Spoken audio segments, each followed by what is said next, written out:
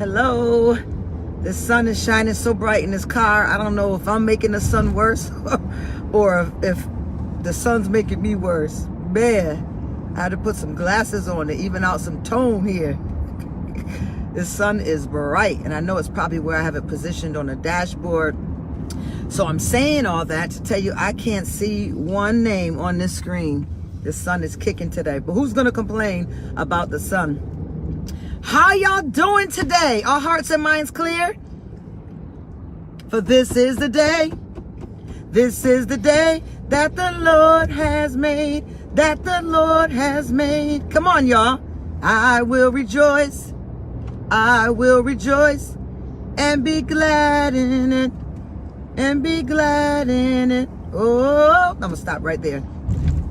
Hello, hello, hello. Say hello to me. Tell me if the volume's okay. I only have about 17 minutes to just share with you about rock bottom. Rock bottom. What is a rock bottom? Does everybody have a different rock bottom? Is rock bottom a real term, a psychological term? Is it an excuse when people don't know what to do for their loved ones, that they just say, oh, we got to wait till they hit their rock bottom? Does rock bottom even exist?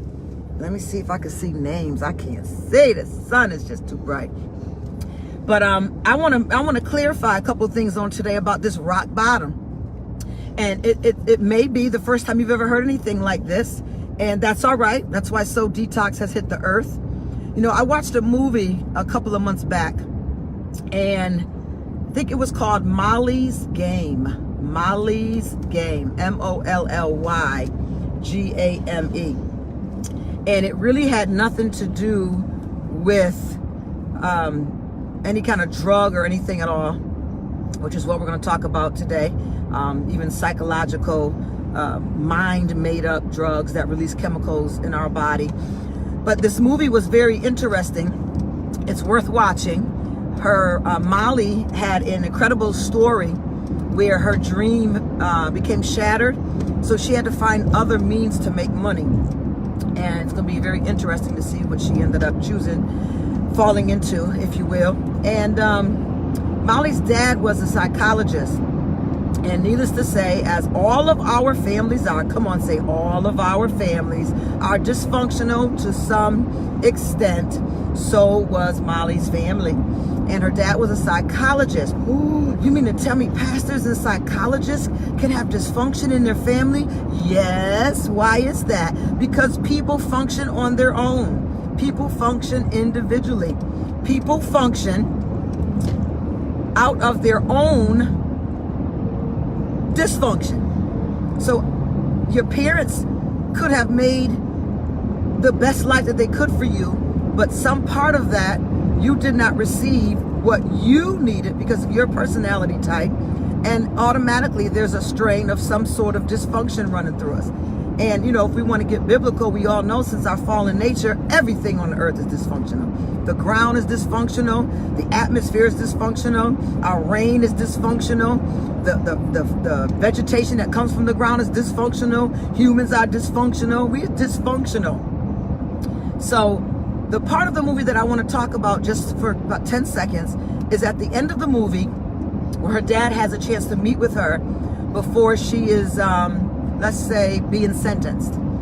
And he says to her, I'm going to give you 3 years. Oh, good. I'm glad I'm seeing something up here writing back to me. I know you can hear me. I'm going to give you, I think he said 3 years. Don't hold me to it. I'm going to give you 3 years of counseling in 3 minutes.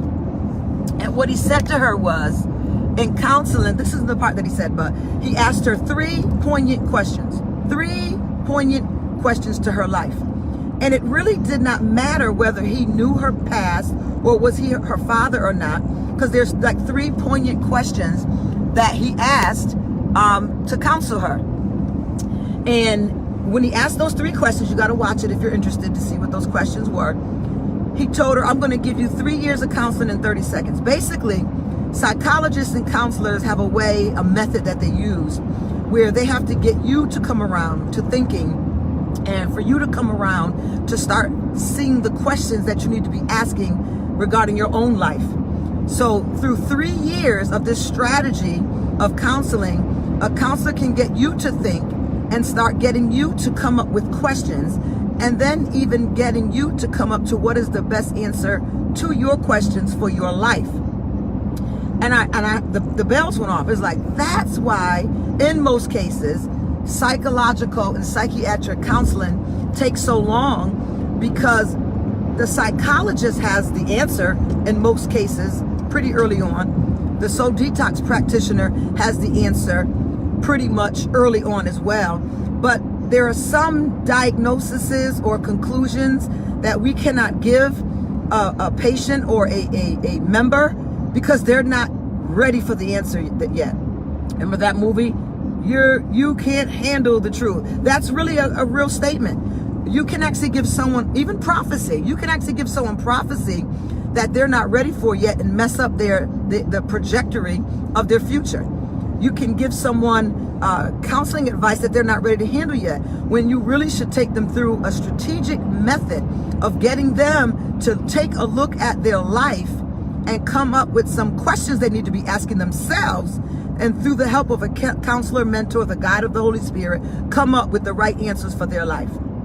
And because we're biblical counselors, we always take everything to the Bible through the leading and guiding of the Holy Spirit. So he took her, he detoxed her in 30 seconds or 3 minutes, it was one of the threes, and got her to the gist of why she did what she did with the opportunity that was before her. And I want you to understand that there is methods to this madness of the psycho, the suke, the psychological functionings of our body. There's a method to this, because the brain is set to function in a certain way, and since the fallen nature, everything is reversed, if not just, all the springs just came out. So how to know if someone has already hit rock bottom was the question that I posed today. And this is what I want to bring to you before I give you the answer to that. I want you to know, first of all, that most addictions occur because of unmet needs. Most addictions occur because of unmet needs. And it's fair to say unmet personal needs. Most people are not really addicted because of mom or dad or their spouses or their friends' unmet needs. It's kind of a selfish thing. It's unmet personal needs which can lead to addiction. It leads to self-medicating, because when I say addiction, most people think of drugs. And drugs are not the only addiction sources in the world.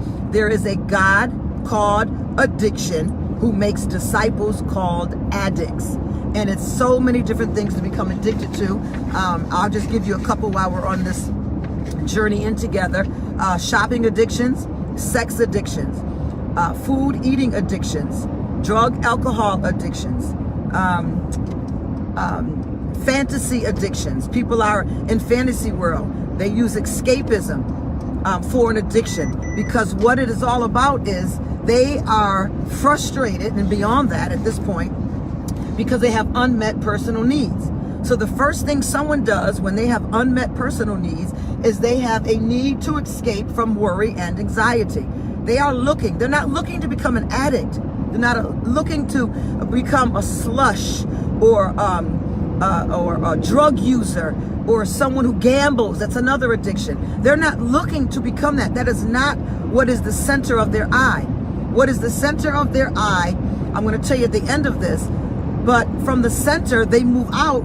They want to escape from worry and anxiety. And what is it that helps people escape from worry and anxiety? Different things. Another addiction, by the way, is codependency. People never looked at it that way, but codependency is an addiction, and it is hard to get people delivered from codependency because most people don't believe they have it. Where after a while they can't refute the money they're spending on drugs, and they can't refute the time they spent getting high, and they can't refute how their life is falling apart. Codependency is a little more silent and subtle, and usually it takes two. Usually one codependent person is drawn to another codependent person, and that's what makes their dysfunctioning toxic. But let's move on. So unmet needs. The second thing is the need to reduce guilt feelings. Need to reduce guilt feelings. They'll usually end up being a perfectionist. Number 3, need for approval and acceptance. Need for approval or acceptance. These are unmet needs that lead to self-medicating. Number 3 was need for approval and acceptance. Number 4, need to avoid pain. In most cases, it's like, duh, need to avoid pain. Number 5, need to avoid disorder in their life or confusion. Disorder or confusion. And this is where the cycle can get very deceptive, because it wants to convince you to believe. This is where your mind operates now. It's very deceptive because it gives you a sense that you are in control when you do these other things, because your life has so much disorder and confusion in it. At least when I do this, I have some order in my life. I have less confusion in my life, and it gives me a sense of control. So this thing, whatever it may be, I gave you a short list. It's why some people get addicted to the things that they get addicted to. I want you to also understand that pornography is another thing people can get addicted to. And pornography, as far as the neural pleasure part of the brain, we're going to be talking a lot about that in my counseling training class, is as highly addicted as cocaine and heroin. So don't think because you're not a crackhead that you're not a porn head, because pornographic images are very dangerous because they apply indelible impressions in your mind that you cannot escape from. The crack addict may not be using crack 24/7, but the porno addict will always have pornography running in their mind, because this addiction runs little movie trailers in your mind, even when you're not on computers or televisions or billboards or magazines or strip clubs or wherever you go to these places to get all this kind of stuff. That's just tearing down the thread of our families, tearing down the thread of our men and women, and tearing down the thread of America. But hey, sin makes people money. So why would anybody want to stop abortions? Why would anybody want to stop sex trafficking? Why would anybody want to stop sex shops? Why would anyone want to make sex private again? When sex outside of marriage is sin, and sin makes America a lot of money. But I won't go there today, because that's the apostle in me. I'm just going to keep moving on. So I named a few of them for you, and I want you to understand this. There is a neurological reward pathway that are the pleasure centers of the brain. Neurological reward pathways. We'll learn about that when you sign up for the counseling class. That are pleasure centers of the brain. And this not only happens with psychological substance, but in life experiences as well. That's what makes pornography so dangerous, because you don't have to actually light anything up, smoke anything in. You don't even have to go anywhere to do this. You don't even have to call a drug dealer in your house. Pornography is so easily accessible because sin makes America and the world a lot of money, that they make these things as accessible as they can. That certain behaviors and experiences of things that we take in with our eyes. What did the Bible tell us thousands of years ago? Taken with our eyes. If a man looks upon a woman to lust, he has already sinned. How did he sin? He only looked. Because it is proven, scientific. We don't need to stay with Bible. We can take this to the people in the marketplace. We can take this training, this biblical counseling training, to the world. Because not only is it for the church, but God has been warning us for thousands of years that when you look upon something to lust, when any person looks upon a thing to lust, he has already committed sin in his heart. Why? Because what we take in our eyes or other sensory factors can produce addicted problems, but they all center around pleasure. My. So what is rock bottom? On my conclusion here for this short broadcast, what is rock bottom? When someone is already in pain, okay? You have someone who's in pain, and they are already looking for something to meet an unmet need. They are already in search of something to make the pain go away. That's the layman terms I'm going to use it. They want to alleviate pain. Anybody in pain, whether you stub your toe or you have a headache or you're giving birth or you're laid up in the bed with terminal disease. Anybody who's in pain, the one thing we all want is for the pain to go away. So what is it that's going to make this pain go away? Shopping, drugs, sex, codependency, gambling, I named a list already for you, a short list. So when we're already in pain, once we find what we call a solution to our pain, we've already hit a rock bottom. It's not for someone who's living on the street, homeless, addicted to drugs, lost their family, lost their marriage, lost their loved ones. That's not someone who, we tried to get them some help, but we couldn't get them some help, so we got to wait for them to hit rock bottom. Baby, when they started looking for alternative methods to meet their pain or to meet their unmet needs, which evolves around pain, they have already hit a rock bottom. Rock bottom is hit. So what is the center of all of this? Pain. And when the first step from pain is they hit rock bottom because they're seeking something to make their pain go away. And when you look at it that way, you have more patience and more understanding and more tolerance, which is another center of addiction that we're going to talk about next time. So once someone hits a massive place of pain in their life and they begin to find substitutes, even if it's another person, they have already hit rock bottom. It's already there. And once they hit rock bottom, they're going to seek relief. And once they begin to seek relief, then they're going to begin to use and do something again. And then there's a cycle. I just took you from 12 o'clock with pain, 3 o'clock hitting a rock bottom, about 5 o'clock seeking relief, and then they're back at 6 o'clock again, where they're going to use or do something that they've become accustomed to meet their pain relief. And then I'll take you from 6 to noontime the next time I get on here. But do not wait for someone to end up dead before you assume that they're hitting rock bottom. It doesn't mean you can do anything about it beforehand. But I'm going to give you some skills and some tips that they need to get in counseling.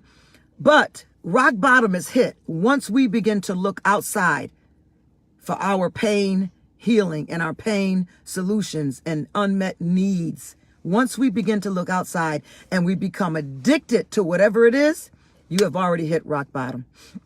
So I'm going to go for now. I want to remind y'all that April 6th is our Soul Detox event. I need you there. Let's go. We're looking for 300. April 6th. For those that register now early, you will get a discount for the lay training class that is coming up. I am surprised at all of the responses that I'm getting. And I'm blessed and honored that leaders in this region, y'all, come on. Leaders in this region are reaching out and saying, train me, train my staff. We want to know how to minister. This part of church that's been passed down to us has been passed down to us in a form of darkness, some ignorance, that we know how to have church, but we don't know how to do ministry. Ministry may begin at the altar, but it doesn't end at the altar. Every deliverance doesn't come with laying hands on and people falling to the ground and they're getting up healed. Every deliverance does not happen like that. Church, we've got to begin to minister to people. So we've got to become intelligent Christians. We've got to begin to understand what is cycles, what is addictions, what are patterns, how do we have them? You know, you may be attacking someone who may seem to have a drug addiction, but start looking in your closet, baby. I bet you there's some addiction in there, especially if you can't fit in your closet. There's an addiction already there. Look in your pantry. Look at the sugar intake that we're all living on, unfortunately. There's addictions in all of us. So we're going to talk some more about this. I hope you're interested in it. If you do, text me, email me. Let me know what you like so that I can keep being relevant to this world. I want to be relevant. I don't want to give you stuff that you're not ready to eat. I don't want to give you stuff that you just don't really seem to put in the right box. I know how to get you there, but I want to be relevant in your life. So tell me some of the things that are going on and how this ministered to you today, and tell me if you're signing up for class or not. We're working hard to get the registration packet up so that when you register, a packet is mailed out to you and you have pretty much all the FAQ questions that you need. There's going to be a couple of things that you're going to need for class, not too much outside expenses, outside of registration. I think there's going to be 2 things that you'll have to purchase outside of your registration packet, and that's for June. But I need to see you on April 6th. I need to see you on April 6th. Come on, post it on your page. I need to be seen on April 6th at Soul Detox at Goodwin College. Post it on someone else's page. You need to be seen on April 6th for Soul Detox at Goodwin College. Tell them we're detoxing the mind, the heart, the emotions, the soul, the appetite, the will, the desires, everything that encompasses the suke. The suke, that's the Greek word for soul. We're going to be detoxing it, and we want you in the numbers. I love you. God bless you. The flyers on my Facebook page. Please tag someone in it, inbox someone in it. Bring your family.